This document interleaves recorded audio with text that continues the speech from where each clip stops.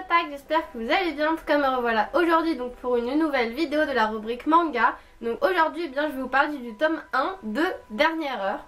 Donc voilà, donc un manga par le mangaka Yu. Alors du coup ce manga, je crois il y a 3 tomes qui sont parus en France actuellement. Et au Japon, je sais pas du tout combien il y a de tomes, voilà. Alors du coup il n'y a pas de classification particulière entre guillemets de type de manga, genre seinen ou shonen, tout ça. En fait on sait pas trop c'est quel type de manga. Et donc c'est aux éditions Akata. Voilà. Et donc en fait ce manga du coup je l'ai découvert en fait dès sa sortie. Quand il était sorti, j'avais vu en fait sur internet son résumé et tout ça. Puis j'avais direct accroché, alors je trouvais l'histoire super originale et que vraiment il y avait une intrigue qui vraiment pouvait être super bien développée. Du coup genre déjà dès que j'avais vu la couverture, j'ai beaucoup aimé parce que déjà il y avait un design très particulier avec un personnage que je trouvais assez intéressant, voilà, enfin avec vraiment un beau graphisme. Et puis c'était assez, on va dire, énigmatique. Donc du coup justement quand j'avais été l'acheter, il y a le vendeur justement qui m'a dit ah t'as fait un très bon choix, c'est un super manga de ça. Donc déjà dès le début que j'avais acheté le manga, je me suis dit ça va être un bon manga et tout, je vais pas être déçue. Donc du coup je viens de finir de le lire il y a pas longtemps. Et franchement j'ai beaucoup aimé. Donc du coup pour ceux qui connaissent pas, je vais vous lire le résumé. Donc cela fait 5 années que le Japon est en guerre. Mais Saku, jeune collégien, ne le réalise pas vraiment. Vivant sur une petite île isolée, son quotidien n'est synonyme que d'ennui entre les cours et la frustration de repas trop sommaires. Pourtant, tandis que les affrontements semblent s'intensifier, une terrible nouvelle vient bouleverser sa vie et celle de ses camarades.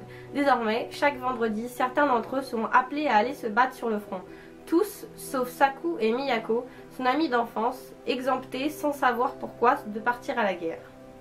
Donc autant récit d'un quotidien chamboulé par la guerre que roman scolaire, autant manga culinaire que de science-fiction, cette série poétique, pacifiste et éthérée s'attarde autant sur ceux qui partent sur le front que sur ceux qui restent, entre douleur, angoisse, espoir, incompréhension et indépendance alimentaire.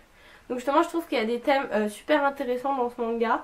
Ça aborde vraiment des choses de la réalité qui sont vraiment touchantes. Et puis voilà, la guerre, tout ça, donc c'est la réalité.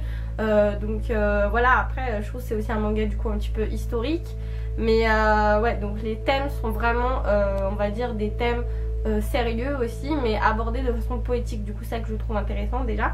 Et alors c'est bien parce que du coup en bas derrière en fait ils ont mis des petits thèmes de comment était le manga. En fait au lieu de classer dans seinen, shonen, tout ça, en fait ce qui est bien c'est que là ils ont mis du coup les principaux mots clés, on va dire les principaux mots clés du manga. Donc il y a quotidien, science-fiction et poésie.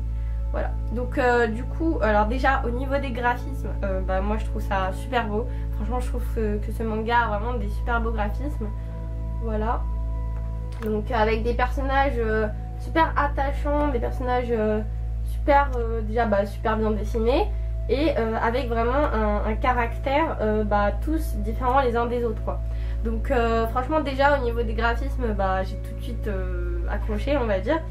Et les personnages, je trouve que c'est un petit peu les persos qu'on retrouve souvent dans les mangas ou animés Slice of Life. Donc voilà, le quotidien un petit peu de collégien, tout ça. Mais du coup là, avec le contexte de la guerre, ça change vraiment tout.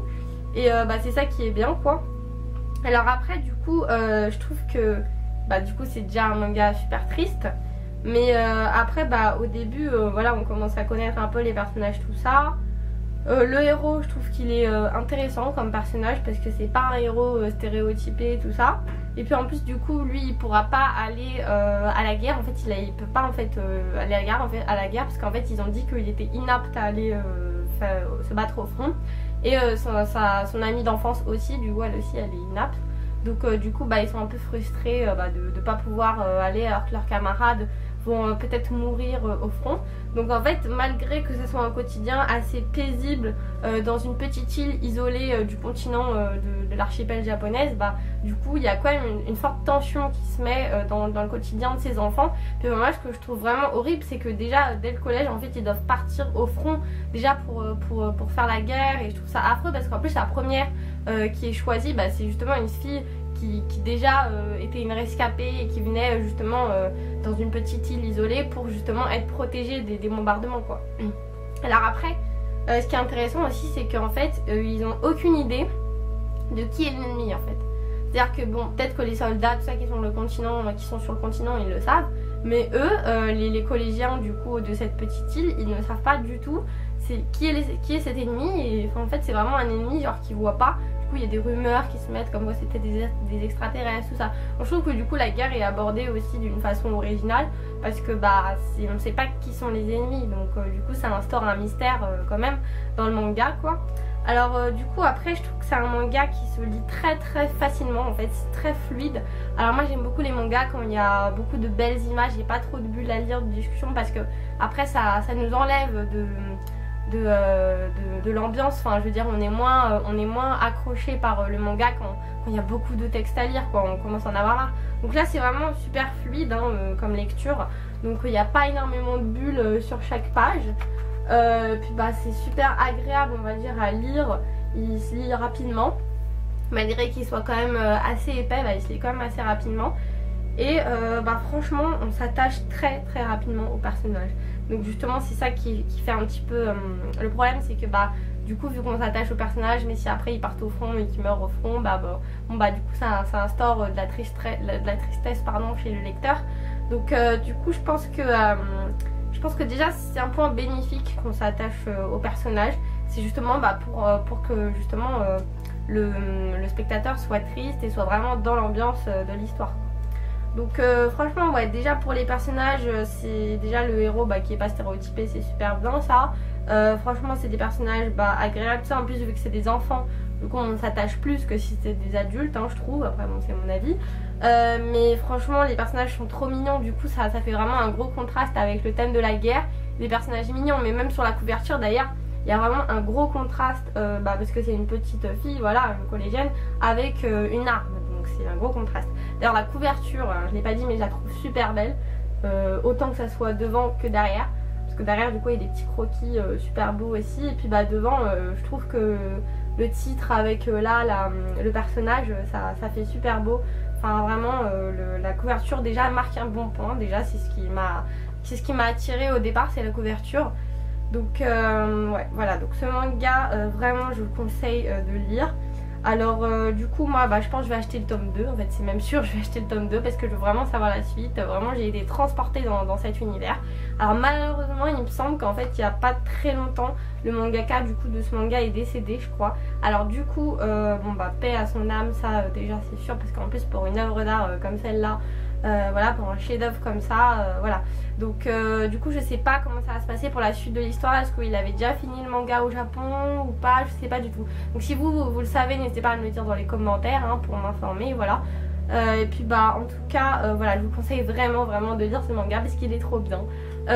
Donc je vais acheter même je pense tous les tomes qui vont sortir après, c'est sûr je pense. Mais je pense que ce manga est très prometteur en tout cas. Et vraiment là il y a déjà quelques petits mystères qui commencent à s'instaurer, surtout par rapport à l'ennemi, de comment est l'ennemi en fait. Donc vraiment je pense que ce manga est super prometteur.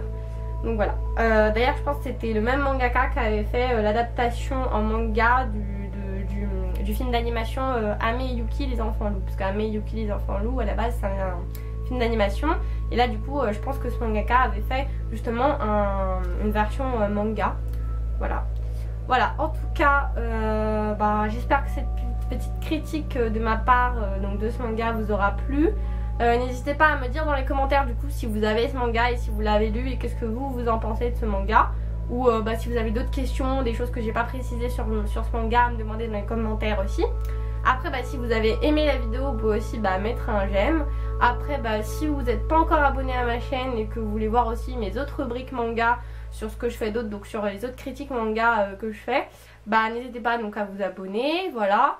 Laissez des commentaires, vraiment ça me fait plaisir de parler avec les abonnés, de savoir ce qu'ils en pensent, tout ça, de dialoguer avec eux. Donc n'hésitez vraiment pas à laisser un commentaire.